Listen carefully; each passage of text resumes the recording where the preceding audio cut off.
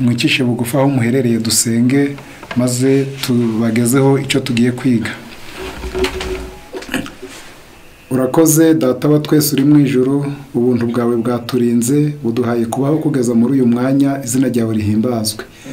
Uduhaye kuboneka muri aya materaniro yaringanijwe, itorero ryawe rikaba riyakurikiranye hirya no hino haba muri iki gihugu no hanze, nuko abagize umwete n'ishyaka byo gukurikirana ubabe bugufi, n'abandi nabo ukomeze ubateremo inyota. Natwe abagiye kuvuga ibyawe utuvomerere tuvuge tuyobowe nawe, ijambo ryawe riherekezwe n'imbaraga y'umwuka wera, kandi ibyaha byacu twese bitubabarire. Amaraso yamenetse ku musaraba y'umwana wawe yatwejeshe, amazina yacu arekere mu gitabo cy'ubugingo. Ijambo ryawe uriho imbaraga rigere mu mitima, kandi rikora umurimo w'icyo warwinye ko rizakorera mu mitima yacu. Tubyambaje mu izina rya Yesu, amen. Tugiye kwigana ijambo ry'Imana ritubwira ngo gukangukira imirimo y'ubugiraneza, gukangukira gukora imirimo y'ubugiraneza. Mu nshingano dufite inshingano nyinshi dusabwa gukora, dukorera Imana turi hano kuri iyi si. Mu by'Imana yaturemeye gufatanya nayo, tukayihagararira mu isi, tugatabara ikiremwa muntu, ariko binyuze mu nzira zitandukanye. Ariko muri uyu mwanya turarebera hamwe imirimo y'ubugiraneza. Imirimo y'ubugiraneza ni itegeko ko tuyikora. Turabigerageza kubirebera hamwe icyo Bibiliya bitubwiraho. Yaba umuntu ku giti cye gukora neza biramureba, yaba itorero ry'Imana nacyo niwo murimo ryashiriweho, kandi turaza kubisuzuma, yaba uko umuntu asabwa gukora neza ku giti cye, ndetse n'uburyo itorero k'itsinda, itorero ry'Imana aho riba riri mu nkebano ry'aho rikorera, rishinzwe gukora neza, rishinzwe gukora imirimo myiza, imirimo y'ubugiraneza, imirimo ituma abayikorewe bahimbaza Imana. Mu gitabo cy'Abaheburayo igice cya 13 umurongo wa 16, kugira neza no kugira ubuntu ntimukabyibagirwe, kuko ibitambo bisa bityo ari byo binezeza Imana. Kugira neza no kugira ubuntu ntimukabyibagirwe. Ubwo Pawulo hari impanuro nyinshi yahaga Abaheburayo, abereka ibyo basabwa, ariko aravuga ati kugira neza no kugira ubuntu nabyo ntimukabyibagirwe, kuko ibitambo bisa bityo ari byo binezeza Imana. Hari irindi jambo yanditse mu gitabo cy'Abagalatiya ari kuvuga amateka y'uko yakoze umurimo w'Imana. Pawulo avuga ukuntu yawutangiye, ni mu gice cya mbere, oya ni igice cya kabiri, katurebe uyu murongo nawo. Ngo igihe Pawulo ari gusobanura ukuntu yakiriye ubutumwa, agasanga hari intumwa zamubanjirije, ngo arangije yemera kuzisanga, azisanga i Yerusalemu, ngo aje gufatanya nazo, ngo aje kuzigisha inama kugira ngo zije kuko zari nararibonye kuri we. Ngo barangije ngo ababwira uko ari kubwiriza, amabwira amakuru y'umurimo ukuntu Imana yamuhamagaye. Reka nsomemo bikeya. Umurongo wa mbere: hashize imyaka 14 nsubira kuzamuka nje Yerusalemu, ndi kumwe na Barinaba, njana na Tito, njanywe n'ibyo nahishuriwe, nuko mbasobanurira ubutumwa bwiza mbwiriza mu banyamahanga. Icyakora mbo basobanurira abakuru bashimwa twiherereye, mu ntirukira ubusa cyangwa mbe narirukiye ubusa. Nuko Tito twari kumwe ari umugiriki, ntibamuhatiye gukebwa, ahubwo hanyuma byatewe na bene data b'indyarya binjijwe mu rwihereranwa no gutata umudendezo wacu dufite muri Kristo Yesu, kugira ngo badushyire mu bubata. Ariko kansimbukire hepfo ku murongo wa 9: nuko bamaze kumenya ubuntu nahawe, abo mvuga ni Yakobo na Kefa na Yohana, abashimwa ko ari inkingi, badusezerana nje na Barinaba ko bazafatanya natwe, babihamishe gukorana mu ntoke, ngo twebwe tuje mu banyamahanga nabo baje mu bakebwe. Ariko hariho kimwe banyongereyeho, nuko twakwibuka abakene. kandi ibyo nari nsanzwe mfite umwete wo kubikora. Mwene data Pawulo igihe yarahuye n'intumwa zamubanjirije i Yerusalemu, ababwiye amakuru, ababwiye ukuntu Imana yamuhamagaye n'ibyo bari gukora, ababwiye umurimo bafite mu banyamahanga, ngo baraganira abaha amakuru, nuko basanga bahuje ubutumwa, basanga bahuje icyerekezo, kuko Yesu wamutumye naniwe Yesu wari warabatumye. Icyakora aravuze ngo hari kimwe banyongereye, ngo nuko twakwibuka abakene, kandi ibyo nari nsanzwe mfite umwete wo kubikora. Abagiye bakorera Imana bose iri shami ryo kugira neza no kugira ubuntu ntabwo baryirengagizaga. Niyo mpamvu natwe dusabwa kurikangukira. Hari undi muntu wigeze wakira ubutumwa abubwirijwe na Petero, wa musirikare mukuru uri mu byakozwe n'intumwa igice cya 10. Hari imico yamuvuzweho nayo narayisomye numva ari myiza. Ni igice cya 10 umurongo wa mbere, haranditse ngo hariho umuntu w'Ikayisariya witwaga Koroneliyo, umutware utwara umutwe w'abasirikare wo mu ngabo zitwa Italiyana. Yari umuntu w'umunyadini wubahana Imana nabo mu rugo rwe bose, wagiriraga abantu ubuntu bwinshi, agasenga Imana ubudasiba. Yagiriraga abantu ubuntu bwinshi, yari umunyabuntu, yagiraga ubuntu. Rero uyu mutima wo kugira ubuntu, umutima wo kugira neza, niyo kamere y'Imana, niyo kamere y'Imana. Kuko Imana ndetse nk'uko tubizi, Imana ngo yaremye umuntu ku ishusho yayo, ni ukuvuga ngo yamuremanye uwo mutima, iyo kamere Imana ifite yo kugira neza, yo gutangira ubuntu, yo kurekura igatanga, niwo mutima Adamu yaremanywe. Ngo ariko icyaha kimaze kuza cyaramuhindanije, wa mutima wo gukunda Imana no gukunda abandi no kurekura gatanga, ngo warahindutse, umuntu asigara ari umuntu wikunda. Ubutumwa bwiza, ijambo ry'Imana icyo rigendereye ni ukongera kuremurura umuntu, akongera akagira wa mutima wa kamere y'Imana. Mu gitabo cyitwa Guhamagarwa kwacu gukomeye ndahasoma kamere y'Imana, muyumve neza kugira ngo twumve umurimo turi guhamagarirwa. Ni 192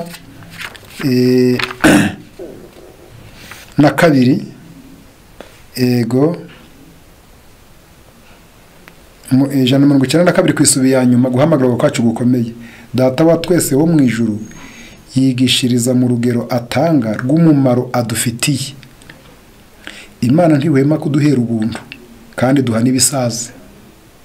Imigisha yose yo kwisi ikomoka mu kiganza cyayo. Mbese byamera bite Imana iramutse ihagaritse kuduha impano zayo? Mbega ukuntu amarira n'imibabaro, ubuhanya n'amakene byazamuka ari byinshi mu ijuru. Dukeneye buri munsi gusukwaho urukundo n'ubugiraneza bya Yehova mu buryo budatuza.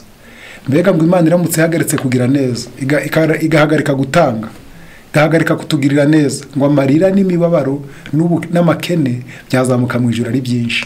Iyo abantu babonye ibyo barya, ibyo bambara, nuko Imana iba yagize neza igatanga. Rero iri hame ryo gutanga ntabwo ari rya none, reka turihere mu Bisirayeli kera. Gutanga byarebaga buri muntu wese kugira ngo haboneke ibyo kugirira abandi neza. Byanditswe ndabisoma mu ncamake mu gitabo cyitwa Abakurambere n'Abahanuzi, mu cyigisho kitubwira ngo icya 10 n'amaturo, ni icyigisho cya 50. Haranditse ngo na mbere yuko icya 10 gishyirwa mu iruhande, habagaho kuzirikana iby'Imana isaba. Umuganura w'imyaka yose yeraga mu mirima wari wareguriwe Imana. Umuganura ibyeze mbere byose byari byareguriwe Imana. Umuganura w'ubwoya bw'intama igihe zogoshwaga, umuganura w'impeke igihe ingano zasarurwaga, umuganura w'amavuta na divayi, ibyo byose byashyirwaga iruhande bikegurirwa Imana. Mu Isirayeli iri ryari itegeko, ryari ihame. Umuganura yaba uw'imyaka, ubwoya bw'intama, yewe uw'ingano, uw'amavuta ya erayo, uw'amavuta nuva mu imbuto na divayi, byose byashyirwaga iruhande bikegurirwa Imana. Ni nako byari bimeze no ku buriza bw'amatungo. Mwumve mudukurikirane ibyatangwaga kuri buri mu Isirayeli. urumva ibyeze mu murima mbere, ubwoya bwakemuwe mbere bw'intama, ibyeze nk'ibinyampeke byabaga basaruye mbere, ngo n'uburiza bw'amatungo, itungo rya mbere icyo ribyaye cya mbere, kandi hari n'ikiguzi cyatangwaga kugira ngo hacungurwe umwana w'imfura. Umuganura wajanwaga imbere y'Uwiteka ku buturo bwera, maze ugahabwa abatambyi akaba ari bawukoresha. Muri ubwo buryo abantu bahoraga bibutswa ko Imana ariyo nyir'amasambu yabo, akaba ariyo nyir'amashyo yabo n'imikumbi bari batunze. Bibutswaga ko iboherereza umucyo w'izuba n'imvura mu gihe cy'ibiba n'isarura, kandi ko ibintu byose bari batunze ariyo yakiremye ndetse yabagize ibisonga by'ubuntu bwayo. Ngo impamvu biriya byose babisabwaga ukwabwira ngo bibuke ko ibintu byose n'Imana yabiremye, niyo nyir'amasambu, niyo nyir'amatungo, bo n'ibisonga, bo n'abajera, n'abaragiriye Imana, n'abagicungira ibyayo, ibyo bafite ni iby'Imana, bo n'ibisonga. Hepfo ibyo Abahebureya basabwaga gutanga ku bwa gahunda yo kuyoboka Imana ndetse n'iy'ubugira neza byageraga kuri 1/4. Ibyo batangaga, ibyo Abahebureya basabwaga gutanga byageraga kuri 1/4 cy'ibyo bungukaga. Mwumva ijambo rikomeye hepfo. Umuntu ashobora kwitega ko kwaka abantu ibintu byinshi ku byo binjiza bibasha kubatera ubukene. Mu maso ya kimuntu twebwe ngo twatekerezaga ko kwaka abantu ibirenze ibyo binjiza ngo bishobora kubateza ubukene. Nyamara ibiramambu kubahiriza ariya mabwiriza kuko ari byari imwe mu byangombwa bisabwa kugira ngo bagubwe neza. Imana yahaye iri sezerano igihe bazaba bumviye igira iti, nzahana indyanyi nyibahora, ntizarimbura imyaka yo ku butaka bwanyu, kandi n'umuzabibu wanyu ntuzaragarika imbuto mu mirima igihe cyaho kitaragera, kandi amahanga yose azabita abanyamahirwe, kuko muzaba igihugu kinezeza, ni Uwiteka Nyiringabo avuga. Ni Maraki igice cya 3:11. Uko barushagaho gutanga, ahubwo bari kuba ibitangarirwa mu mahanga. Imigisha y'Imana yagombaga kubagaragaraho binyuriye mu mwero w'ubutaka, binyuriye mu kumererwa neza kwabo. Hirya niho bavuze ngo hari ijambo rikomeye bavuze ngo mu gihe cy'Abisirayeli icya 10 n'amaturo atanga mu bushake byari bikenewe kugira ngo bibesheho ibyasabwaga n'umurimo w'Imana. Mbese abantu b'Imana bakwiye gutanga bike muri iki gihe? Mbese abantu b'Imana bagomba gutanga bike muri iki gihe? Ihame Yesu yashizeho ni iry'uko amaturo dutura Imana akwiye kungana n'umucyo n'amahirwe twahawe. Uwahawe byinshi azabazwa byinshi.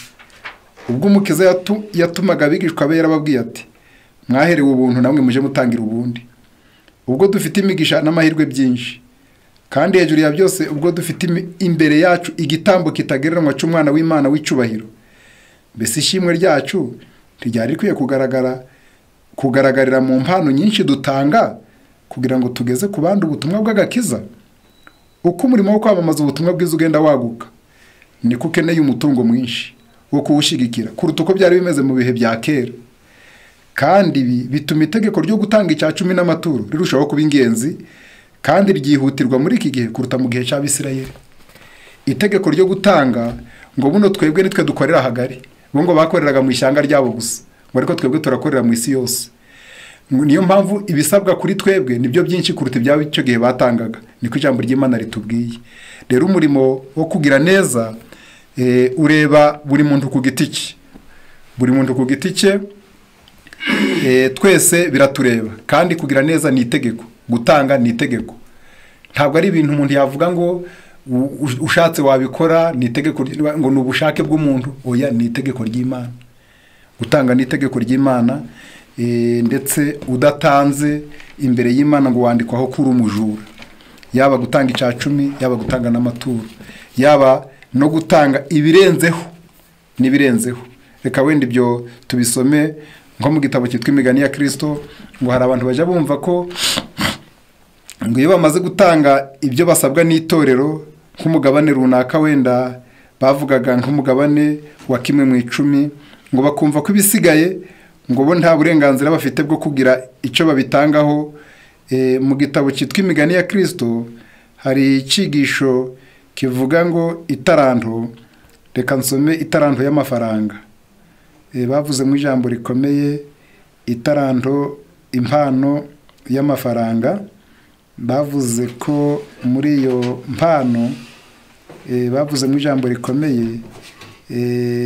Reka ndebe iyi mpano y'amafaranga ni kuri iyi paje. Haranditse ngo ni icyigisho kivuga iby'ibitaranto, ngo Imana iha abantu imbaraga zo kubona ubutunzi, ivomerera isi ibitonyanga by'imvura, itanga umucyo w'izuba umeze ibimera kandi ugatuma byera imbuto, ibaza abantu kuyigarurira ku byayo. Bamwe bibwira ko umugabane w'ibyo batunze ari wo Uwiteka wonyine, wenda tubyite cya 1/10. Bamwe bibwira ko uwo mugabane umwe ari wo Uwiteka wonyine.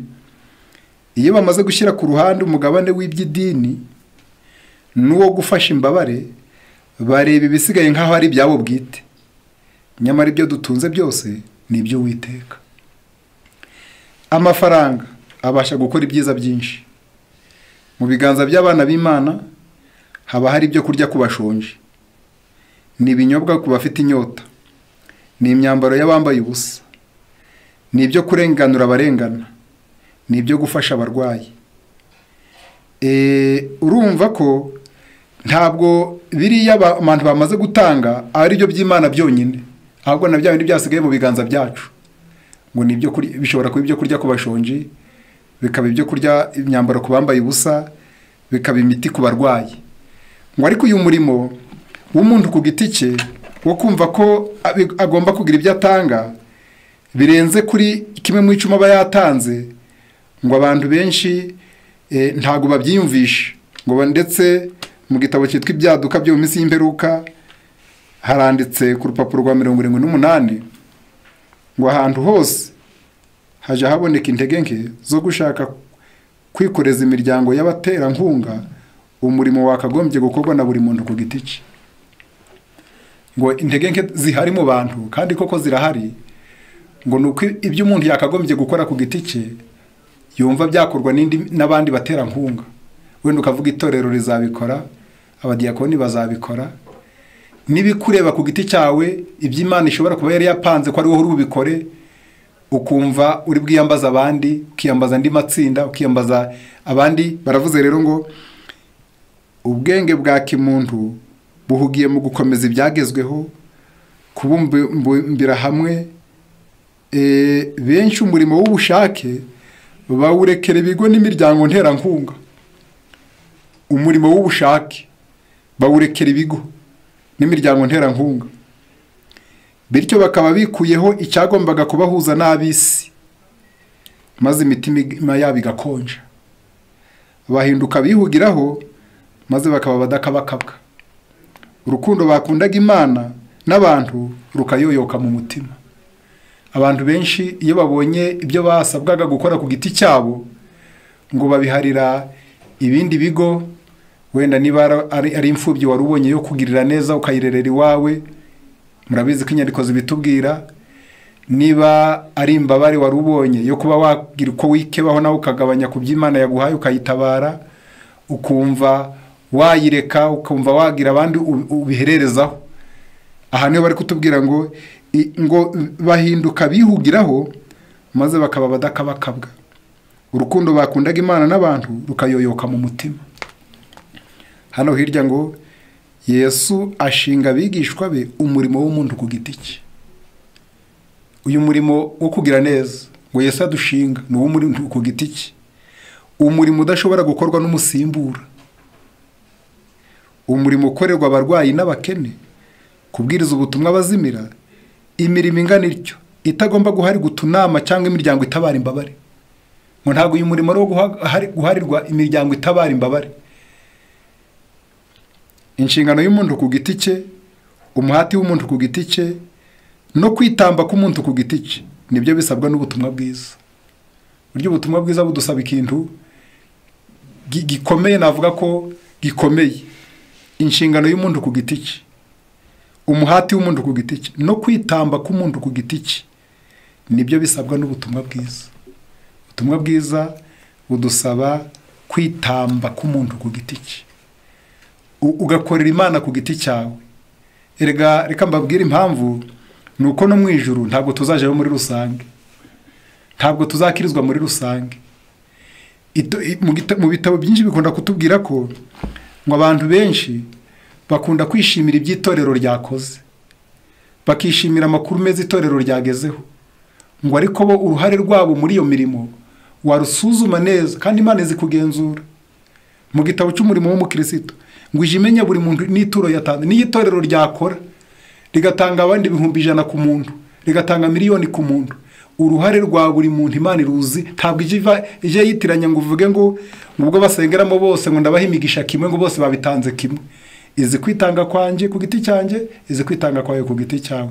Niyo mpamvu bana b'Imana, ku bantu b'Imana bakorera ijuru, mu ijuru ngo ikibanza tuzagira ahacu mu ijuru hangana n'ikivi dufite mu murimo w'Imana. Mu murimo w'Imana uruhare dufitemo, wenda iryo jambo reka ndisome mu murimo w'umukristo 123, ntabwo tugomba gukora muri rusange kuko nta nubwo tuzahembwa muri rusange, ahubwo ubusabwa gukora ku giti cyawe nk'uko byanditswe mu gitabo cyitwa Inama zigirwa itorero. Ndaza kuhasoma, reka mbanze nsome hano. Baranditse ngo buri muntu wese afite umwanya we mu igenamigambi rihoraho ry'Imana. Mwizere udukurikiranye, muvandimwe udukurikiranye, buri wese ku giti cye afite umwanya we. Hari aho Imana yagupangiye uzakorera, hari aho uzatabara, hari icyo ifaranga ryawe rizakora, hari icyo impano yawe izakora mu igenamigambi. Imana irapanga ngo uyazakizwa na runaka, uyazatabarwa n'uriya, ibyo kurya by'uriya uyu niwe uzabimuha. Imana ikabinyuza iwawe, amafaranga ikayanyuza iwawe, izi ngo hari aho yagupangiye azakorera. Buri wese afite umwanya we mu igenamigambi rihoraho ry'Imana. Buri wese agomba gukorana na Kristo mu gukiza imitima. Mu mazu yo mu ijuru aho Yesu yagiye kudutegurira, umwanya dufiteyo ungana n'ikivi twashinzwe mu murimo w'Imana hano ku isi. Umwanya dufite mu mazu yo mu ijuru ungana n'ikivi dufite mu murimo. Nuvuga ngo mu ijuru niba tuzajayo tukaba dufite amazu Yesu yagiye kudutegurira, ayo mazu ubwaguke bwayo no kuzura kwayo bingana n'ikivi dufite ni twebwe. Iyo turwira ibyo dukorera mu isi mu murimo w'Imana, icyo utanze gikenewe, ubugira neza ukoreye undi, aba ari itafari ushize kuri yanzu yawe yo mu ijuru. Niyo mpamvu ahawe mu ijuru hangana n'ikivi ufite, hangana n'ikivi ufite. Niyo mpamvu Imana yashatse ko buri wese akora, akagira umurimo akora. Biranditswe, nubwo twaba dufite inshingano zitandukanye, bamwe ari ababwiriza, abandi bacuruza, abandi ari abahinzi, abandi ari aborozi, abandi ari abarimu, abandi ari abafundi, buri wese abasabwa gukora. Biranditswe, reka mbisome cya gitabo nasomaga guhamagarwa paji 194 ngo ubutunzi n'ibintu byose biduhuza intekerezo maze bigatwara umuntu ingamira ntiyite ku Mana no kukuri umukiza wacu yatanze mu bubura usobanutse urebana no kwirinda kurundanya ubutunzi bwo kwisi. Hepfo, amashami dukoreramo yose, imirimo y'ubwoko bwose, byose bigenzurwa n'ijisho ry'Imana, kandi buri mukristo wese yahawe ubushobozi bwo kwira icyo akora mu murimo w'Imana. Yaba ari mu mirimo yo mu mirima, yaba ari imirimo yo mu bucuruzi cyangwa mu bucungamari, abantu bazabazwa imbere y'Imana uko bakoresheje neza kandi bakiranuka itaranto zabo. Bazabazwa imbere y'Imana iby'imirimo yabo, kuko umugabura ubwiriza kandi akigisha ijambo ry'Imana azabazwa uko yabikoze. Umugabura ubwiriza akaba ashinzwe imitima kuyikiza, uko azabazwa uko yakijije imitima, uko azabazwa uko aho yagombaga kujya hose akabwiriza. Ngo niko n'abandi bakorera mu mashami yandi, yaba mu buhinzi, mu bucuruzi, mu bucungamari, muri ya myuga itandukanye dufite, ngo buri wese azabazwa uko yakoresha iyo mpano Imana yamuhaye, iyo talent Imana yamuhaye, kuko n'umugabo ujya kubwiriza azabazwa ibyo yakoze. Niyo mpamvu ntabwo tuzakirizwa muri rusange. Urubanza uko ijuru rizasuzuma ibya buri wese biranditswe muri cya gitabo nababwiraga, inama zigirwa itorero. Reka ndebe ko nyabona vuba vuba. Ni umugabane wa mbere, harimo icyigisho kitubwira ibyerekeranye n'iyi ngingo.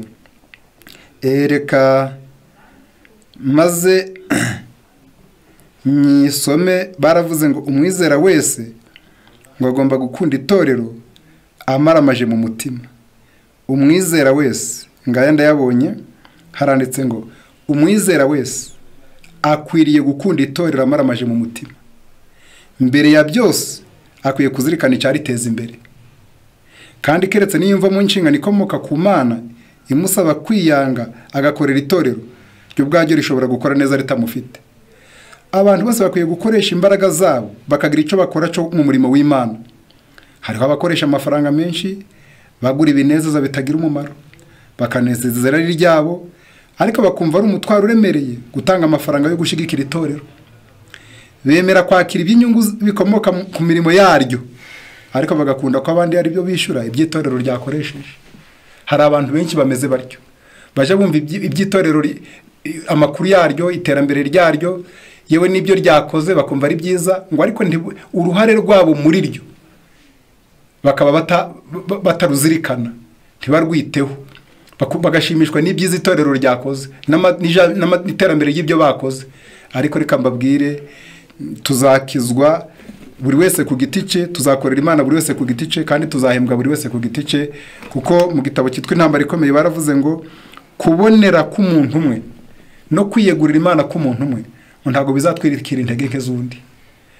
Ntabwo ntituzakirizwa no muri rusange, ngo ahubwo Imana izaje yiga ibya buri wese byitondeye, ngo nkaho nta wundi muntu uri ku isi, nkaho ari wowe wenyine Imana yashinze ibyayo. Niyo mpamvu gukorera Imana umuntu ku giti cye biramureba. Ubugira neza birakureba, gutanga birakureba. Gutanga ni ibyanje nawe. Muri iki gitabo reka dusome umurimo w'ubugira neza. Ni igitabo cy'umurimo w'umukristo, muri iki cyigisho cya 17 baranditse ngo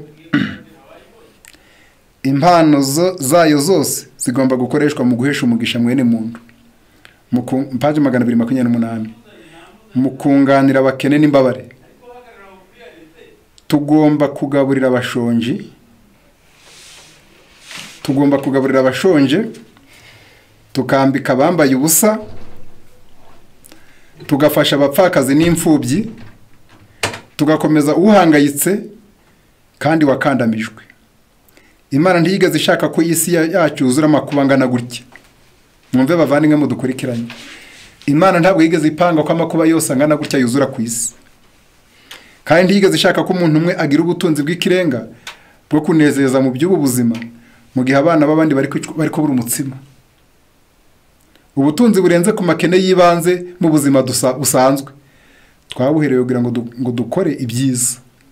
Ubutunzi burenze ku makene yibanze yo mu buzima twabuherewe kugira ngo dukore ibyiza, duheshe umugisha mwene muntu.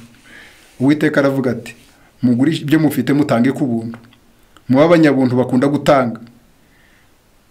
Nutereka ibirori rarika abakene n'ibirema n'abacumbagira n'impumyi, mubohora abantu ingoyi z'urugomo, mwambura imigozi y'uburetwa, murenganura abarengana, kandi muke by'agahato byose.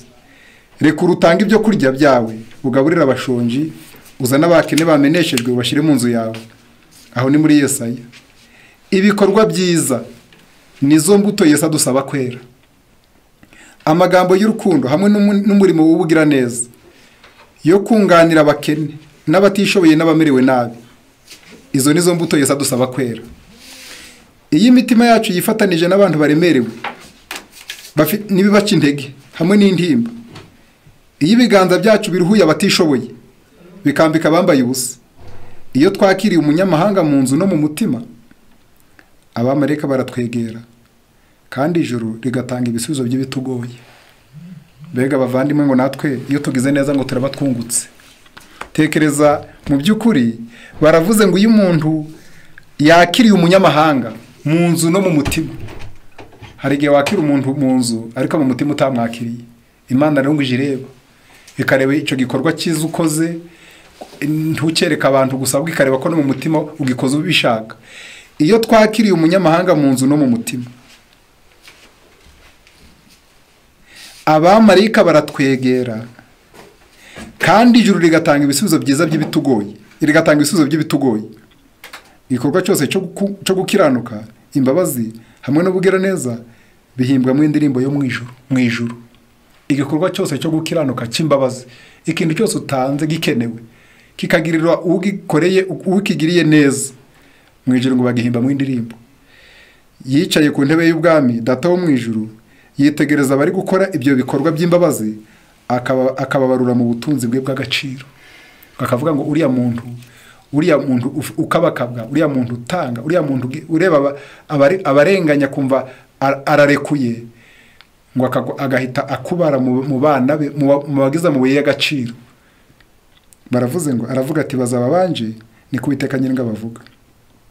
Buri gikorwa cy'ubugiraneza gikorewe umuntu wese ukennye kandi ubabaye, kigaragara nk'aho ari Yesu gikorewe.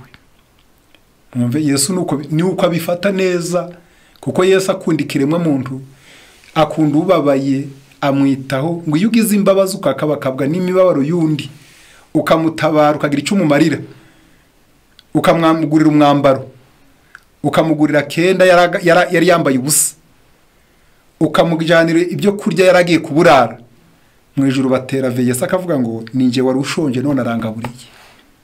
Baravuze ngo buri gikorwa cy'ubugiraneza gikorewe umuntu wese ukennye kandi ubabaye, kigaragara nk'igikorewe Yesu.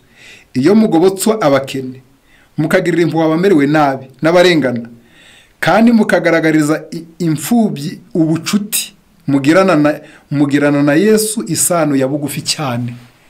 Iyo iriya mirimo tuyikoreye bari abantu, imfubyi, abapfakazi, abakene, babandi bari hanyuma y'abandi, tukabiyegereza, ntitubitarure, ngo Yesu atubara tuba dufitanye isano ya bugufi na Yesu.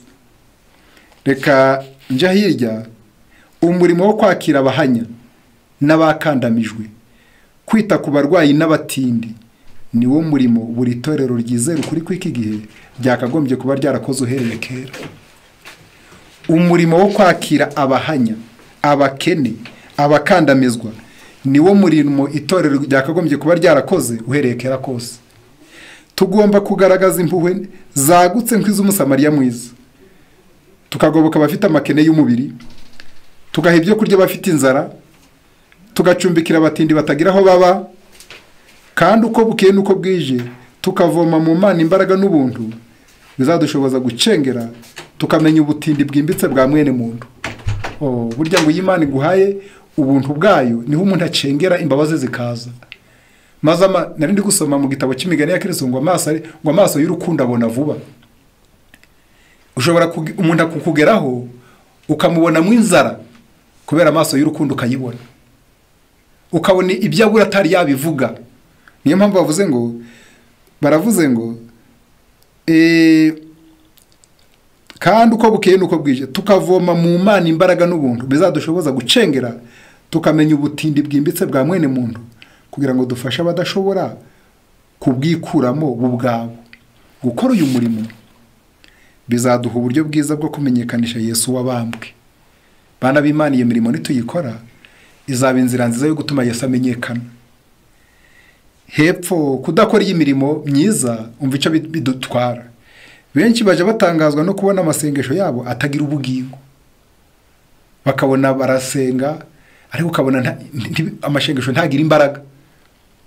Kwizera kwabo kukagira intege nke, usanga nabo kwizera kwabo ntigukomeye, kuradandabirana. Inararibonye yabo ya Gikristo igahora mu mwijima n'urujijo. Baravuga bati, mbese ntitwiyiriza ubusa kandi tukagendana umubabaro imbere y'Uwiteka Nyiringabo? Mu gice cya 58 cya Yesaya, Yesu yerekanye uko ibyo bishobora kuhinduka. Ku murongo wa 6 n'uwa 7, ngo umurimo Kristo yageneye umutima utinya, uhora ushidikanya kandi uhinda umushitsi. Reka abanyamubabaro bagendane intimba imbere ya Nyagasani, bahaguruke bafashe abakeneye ubutabazi. Ni ukuvuga ngo burya iyo uri gukora iriya mirimo myiza umutima wari ucogoye, kwizera kwari kudandabirana, n'amashengesho wumvaga asa n'aho atarenga umutaru, ibikorwa byiza bizatuma Imana yumva gusenga kwawe no kwizera kwawe gukomere, maze we gukomeza kuba umunyantege nk'imbere y'Imana. Hirya niho bavuze irindi jambo ngo Imana ije idusuzuma ikagerageza ubukristo bwacu, ikadusuzumisha guhura n'abantu bakeneyeho kugira icyo tubamarira no guturana nabo. Baranditse ngo Imana ije idusuzuma ikatugerageza mu bitubaho bitandukanye mu buzima bwa buri munsi. Buriya abana b'Imana dusabwa guhora turi maso ibitubaho bitandukanye mu buzima bwa buri munsi, abantu uhura nabo mu buzima bwa buri munsi. Hari igihe Imana iba yapanze ngo uhure na runaka agerageza urukundo ufite. Imana ije idusuzuma ikatugerageza mu bitubaho bitandukanye mu buzima bwa buri munsi. Utuntu duto duto nitwo duhishura ibiri mu mutima.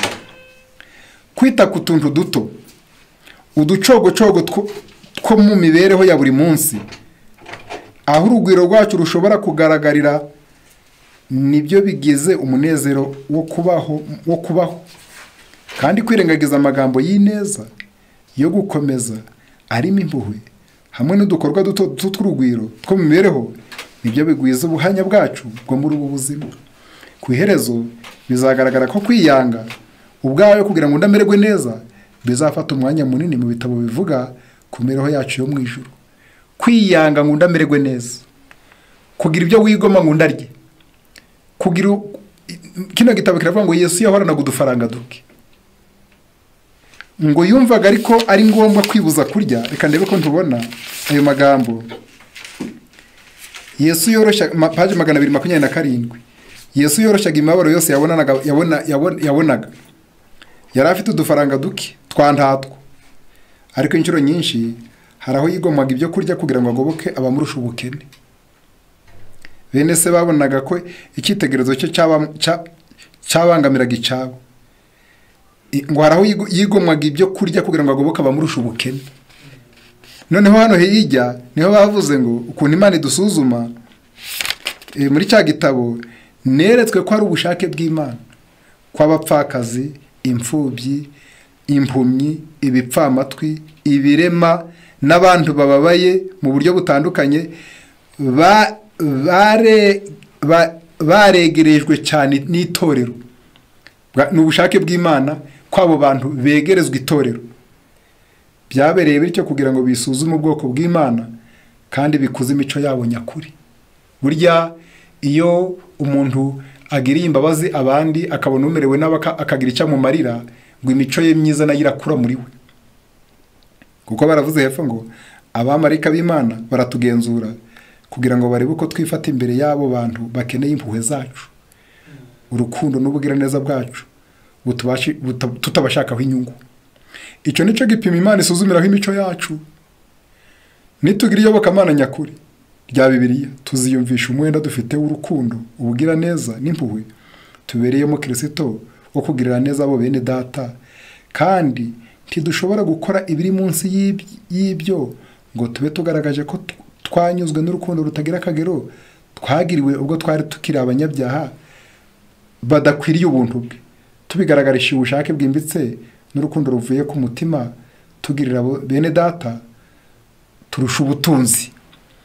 Bana b'Imana, uyu murimo ni uwa buri wese. Uyu murimo ni uwa buri wese, uratureba twese.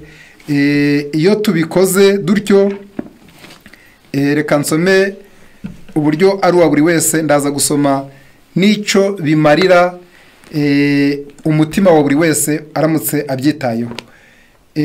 Kandi reka mbabwire ko uyu murimo wo kugira neza, umurimo wo gutanga, ni umurimo yaba gutanga 1/10 ntibisimbura gutanga amaturo, yaba gutanga amaturo ntibisimbura gutanga 1/10.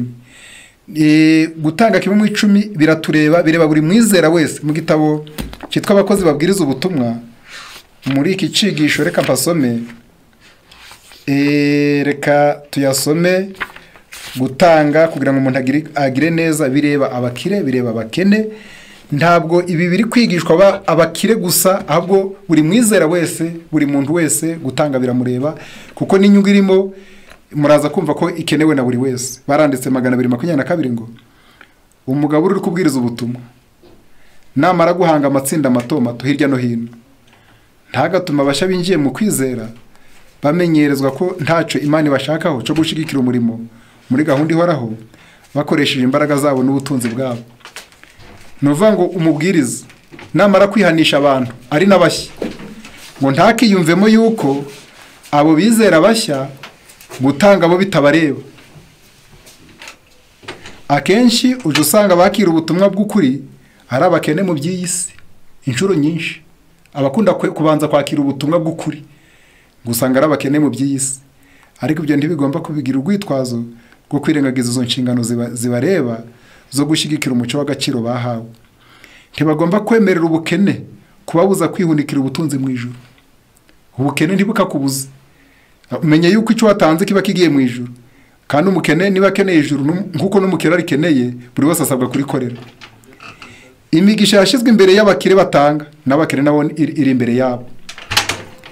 Niba kiranuka mu gukoresha duke bafite, abo ni babakene, ubutunzi bwabo mu ijuru buziyongera ku rugero ruhanye no gukiranuka kwabo. Umugambi batera gukora ni utuma amaturo y'abahabwa agaciro mu maso y'Imana, ntabwo ari ubwinshi bw'ibyo batanze. Imana impamvu isabwa buri wese kugira ngo atange akore. Ntabwo Imana ikeneye byinshi, ahubwo ikeneye umutima umuntu atangana. Ntabwo ishima umuntu ari uko yatanze byinshi, ntishima umuntu ari uko yatanze menshi, ahubwo ishima umuntu umutima yatanganye. Nushaka unatanga bike ari byo ufite ariko bitangana ubushake. Hepfo yaravuze ngo bose bagomba kwigishwa gukorera databuja bakageza aho ubushobozi bwabo bugera, bakamugarurira ibye ku rugero ruhanye n'imigisha baha, cyaba gito cyangwa kinini. Arabasaba kumuha 1/10 cy'ibyo bunguka, kandi abakimwima baba bakoze icyaha cyo kumwiba. Ubwo kandi ntibategereze ko ukuboko kw'Imana kugira neza ko kuzabana nabo. Nubwo itorero ryose ryaba rigizwe na bene data b'abakene, ingingo ya gahunda ihoraho yo gushyigikira umurimo igomba gusobanurwa neza, kandi iyo gahunda y'Imana bakayakirana umutima ukunze. Imana ifite ubushobozi bwo gusohoza amasezerano yayo. Amasoko n'ubutunzi bwayo ntakama, kandi yakoresha mu gusohoza ubushake bwayo. Nuko yabona abantu bakiranuka ku nshingano yo gutanga 1/10 mu bwenge bwayo bugira neza, ikabakingurira izindi nzira n'uburyo buzatuma kiyongera. Uwumvira gahunda y'Imana muri duke yamuhaye azahabwa ingororano ihwanye n'uwatanze byinshi bisase. Burya iri ni isezerano rinakomeye ngo utanga muri duke akadukiranukamo yahawe, ngo Imana izamukingurira n'izindi nzira zizatuma n'icyacu kirushaho kwiyongera. Byanditswe no muri kino gitabo cyitwa Ivugabutumwa, cyitwa Guhamagarwa kwacu gukomeye 197. Haranditse ngo ngaho tujanirane, haravuze ngo uko tuzarushaho gushyira mu bubiko bw'inzu y'Imana, uko tuzarushaho gushyira mu bubiko bw'inzu y'Imana niko tuzarushaho kubona ibyo gushyiramo, kuko Imana izugurura inzira imbere yacu yongera ibyo dutunze. Ibi ni ukuri nabibonye mu roho yanje. Uyu n'umujakazi w'Imana, ntabwo ari kubivuga nk'ibintu by'amakabya nkuru, sinkuru mbarirano, ahubwo yarabyibonyeho. Aravuze ngo uko tuzarushaho gushyira mu bubiko bw'inzu y'Imana niko tuzarushaho kubona ibyo gushyiramo, kuko Imana izugurura inzira imbere yacu yongera ibyo dutunze. Ibi ni ukuri nabibonye mu roho yanje. Mu gihe Imana yongera impano iduha, ntabwo dukwiye guhinduka abikunda ngo tuyime 1/10 n'amaturo yacu. Twese hamwe, buri wese ku giti cye, dufite uruhare mu murimo wo gukiza imitima. Urumva rero ko mu by'ukuri nidutanga ntabwo baravuze ngo Imana izadukingurira izindi nzira zizatuma n'ibyo dutanga birushaho kwaguka. Ikindi gutanga bizatumarira mu mitima yacu, umurimo w'ubugira neza ugirira akamaro uwagize neza kuruta n'uwagiriwe neza. Ibi nabyo reka mbisome. Uwagize neza mu gitabo cyitwa Intekerezo, Imico n'Ubumuntu, ni icya 2 mu cyigisho kitubwira ngo umunezero 665. Baranditse ngo gukora ibyiza bikangura imitsi yumva. Gukora ibyiza bikangura imitsi yumva. buri murasire w'umucyo wose dukwirakwiza kuri bagenzi bacu uzahindukira umurikire mu mitima yacu ubwacu. Buri jambo ryose ry'ubugwaneza n'impuhwe ribwiwe abari mu mubabaro, buri gikorwa cyose cyo gufasha abamerewe nabi, n'impano yose yo gukenura abagenzi bacu itangiwe gusa guhesha Imana icubahiro, bizagira ingaruka nziza, bizagaruka ari umugisha ku wabikoze. Buri murasire w'umucyo dukwirakwiza kuri bagenzi bacu uzahinduka umurikire mu mitima yacu ubwacu. Buri jambo ryose ry'ubugwaneza n'impuhwe ribwiwe abari mu mubabaro, buri gikorwa cyose cyo gufasha abamerewe nabi, n'impano yose yo gukenura abagenzi bacu itangiwe gusa guhesha Imana icubahiro, bizagaruka ari umugisha ku wabikoze. Abakora batyo baba bumviye itegeko ryo mu ijuru kandi bazemerwa n'Imana. Kunyurwa n'ibyishimo bitewe no gukorera abandi byiza biha ubwenge bwacu ubushyuhe bwo bukwirakwizwa n'imitsi yumva mu mpagarike yose, bugakangura urugendo rw'amaraso, bugakura imyanda yose mu bwonko no mu mubiri. Niyo mpamvu rega bavuze ngo ibikorwa byiza nawo ni umuti uvura indwara. Iyo ugiriye undi neza bikomotse ku rukundo mu by'ukuri Imana yaruguhaye, ukabikora atari izindi nyungu ushaka, ngo uwo mutima wo kugira neza uje uguha amahoro, ukumva nawe uranyuzwe. Uko kunyurwa n'uwo mutekano ugize ngo bigakangura imitsi yumva yawe, ngo bigatuma n'imyanda yari mu maraso no mu bwonko no mu mubiri yose ivamo, ngo bitewe n'iki n'ibikorwa byiza. Niyo mpamvu rega bavuze muri Yesaya, harimo isezerano rivuga ngo ukagaburira abakene bameneshejwe, ukazana impunzi zameneshwa zishyira mu nzu yawe, ukagaburira abashonje, ukambika abambaye ubusa. Baravuze ngo nubikora utyo mva mu isezerano koko Imana ntabwo ibeshya, ibikorwa byiza ukoze ukabikorana umutima ushaka, ukabikorana urukundo, ukagira neza. Muri iki gitabo cya Yesaya 58 baravuze ngo maze nutabaza Uwiteka azagutabara, nutaka azavuga ati ndi hano, niwikuramo agahato no gutunga urutoke ukihotorera umushonji, ugahaza umunyamubabaro, umuco uzahera kuvire mu mwijima, kandi ugwijigwa ruzatamuruka hamwe yihangu. Hepfo Uwiteka azaja kuyobora, azahaza ubugingo bwawe mu bihe by'amapfa, azakomeza amagufa yawe. Urumva ko bigeze no mu magufa. Ntabwo gukora neza bigarukira ku wabikorewe, ahubwo n'uwabikoze. Mwumve n'ikindi bimuzanira kugira ngo twihute. Muri iki gitabo cyitwa Urugo rwa Gikristo, impamvu Imana yaduhaye umurimo wo kugira neza ngo tujye tugirira abandi neza, 356 Urugo rwa Gikristo harimo ijambo tugiye kuhasoma. Baravuze ngo umuti mvajuru uvura kwikunda, umuti ijuru ryavuguse uvura kwikunda, umutima wo gutanga ariyo mbuto yo kwiyanga, n'ubufasha butangaje kuri nyiri gutanga. Umutima wo gutanga ariyo mbuto yo kwiyanga, n'ubufasha butangaje kuri nyiri gutanga, bimushoboza gusobanukirwa byuzuye n'umurimo wa Yesu wajaga ava mu gace kamwe aja mu kandi, akora ibyiza, afasha abababaye no gukemura amakene y'abakene. Gutanga bihoraho udashaka inyungu ku bandi, ni umutima Imana yagennye uvura kwikunda no kwibona bimunga imitima yacu. Imana yashyizeho ihame ry'ubugira neza kugira ngo rishigikire umurimo wayo no gufasha ababaye n'abakene. Yagambiriye ko tugira akamenyero ko gutanga. Imana yagambiriye ko tugira akamenyero ko gutanga kugira ngo tuburizemo akaga n'icyaha kibi c'ubugugu. Guhora utanga byonza ubugugu bugapfa. Guhora utanga, bana b'Imana mwumve izi nyandiko z'umwuka ziba ziremereye. Guhora utanga byonza ubugugu bugapfa. Umugambi w'Imana muri gahunda ihoraho y'ubugira neza no kugira ngo abahora basonzeye kurundanya babyegurira Imana yibabeshejeho.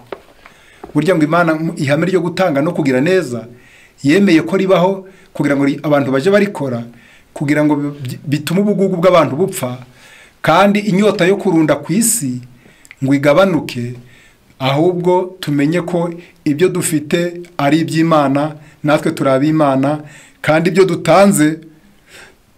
dutanze burya ngo tuba tubibitse. Yesu niko yavuze ngo aho inyenzi n'ingese zitazabirya naho abajura batazabwiba. Biranditswe muri iki gitabo kugira ngo nihute. cya gitabo cyo guhamagarwa kwacu gukomeye haranditse ngo igihe cyose tukiri muri iyi si tuba dushobora kugerwaho n'ibihombo no guhemukirwa. Ku isi birashoboka, inzu yashya, imodoka yahirima, imyaka yarumba, inka zanyagwa, abajura batwinjirana. Tukiri kuri iyi si tuba dushobora kugerwaho n'ibihombo no guhemukirwa. Abajura bashobora kwinjira kandi bakatwiba. Ingese n'inyenzi bishobora kwangiriza. Umuriro ndetse n'imyuzure bishobora guhanagura ibyo dutunze. Mbese ni abangana iki barunduriye umutima n'ubuzima bwabo mu gushaka ubutunzi, ariko bakaba atari abatunzi mu Mana. Kandi iyo ingorane zibisutseho batarabikije ku Mana, iyo ingorane zibisutseho maze ubutunzi bwabo bukayoyoka, usanga ntacyo bazigamye mu ijuru. Mbega ikibazo bana b'Imana, turi mu isi irimo ibihombo. Birababaje kubona bigenda no mu ijuru nta na kimwe twabitseyo. Baravuze ngo kandi iyo ingorane zibisutseho maze ubutunzi bwabo bukayoyoka, usanga ntacyo bazigamye mu ijuru. Baba bazimije byose ubutunzi bw'iki gihe n'ubwiteka ryose. None se mu ijuru koko mwisuzuma iyo bari kutugenzura bareba ibitwanditseho? Burya ngo bajya badusuzuma bakareba amapaje y'ibyanditswe ibyo twakoze. Wenda niho nja gusoreza. Baranditse 192 guhamagarwa kwacu gukomeye. Bavuzemo ijambo rikomeye. Mbese uje uhamya Kristo igihe ukoresha umutungo yakubikije? Mbese uje uhamya Kristo igihe ukoresha umutungo yakubikije? Iyaba twagaruriraga Kristo ibye kimwe mu 10 n'amaturo, ntabwo hasigara ibintu byinshi byo kwikunda. Umurimo no kwiyerekana bitwara amafaranga. Amafaranga apfushwa ubusa mu myambaro, mu gusohoka, mu kwakira abashyitsi no kwiyerekanira ku meza yuzuye ibyo kurya.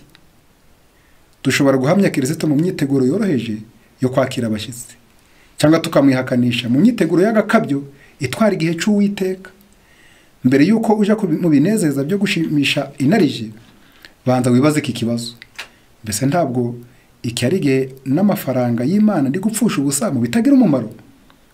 Fungura igitabo cy'ibikwandikwaho mu ijuru, maze urebe uko bihagaze imbere y'Imana, ibyo ugirira umuryango wawe ndetse n'ab'isi.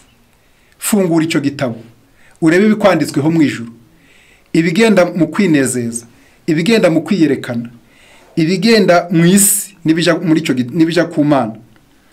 Mbese wahamije Kristo ukiranuka mu kwishura kimwe mu 10 cy'isogi na nisi na kumino? Iyo duhaye Imana kimwe mu 10 tuba tuyihaye ibyayo, kuko kukimana n'ubujura n'ubwambuzi.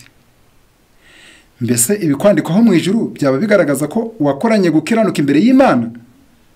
Mbese uri umukene? Tanga bikeya ufite. Mbese warahiriwe ugahabwa ibisaze? Urebe warashize mu kurande iby'Imana ibara ko ari ibyayo. Kwirengagiza guhamya Kristo mu bikwandikwaho bikunyaga amahirwe akomeye yo kwandikisha izina ryawe mu gitabo cy'ubugingo cy'Umwana w'Intama. Iyo nta bikorwa byiza bikwandikwaho mu ijuru y'ujye ukora, ngo bikunyagwa amahirwe yo kwandikisha izina ryawe mu gitabo cy'ubugingo. Bana b'Imana, icyo twaganiraga ni ugukangukira imirimo y'ubugira neza.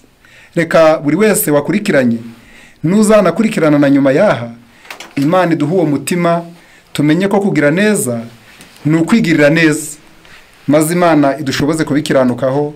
Ibyo yaduhaye tubikiranukeho kuva none kugeza igihe azagarukira. Twe kuzaba mu bazabazwa uko twabikoresheje ngo dutsindwe n'urubanza, ahubwo guhera uyu munsi ducungura ibyasigaye. Tubisabye mu izina rya Yesu. Amen.